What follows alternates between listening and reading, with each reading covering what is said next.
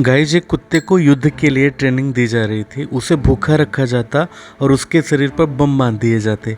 खाने का सामान टैंक के नीचे रखा जाता ताकि कुत्ता खाने की तलाश में टैंकों के नीचे जाना सीख जाए। बाद में उन बमों में लकड़ी का एक ट्रिगर भी लगा दिया गया।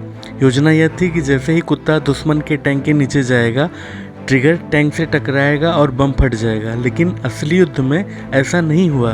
कुत्ता दुश्मन के टैंक की जगह अपने ही टैंक की तरफ भागा, क्योंकि ट्रेनिंग उसी टैंक पर हुई थी। मजबूरी में सैनिक को अपने ही कुत्ते को मारना पड़ा ताकि उसका टैंक न उड़े। Guys, please support me.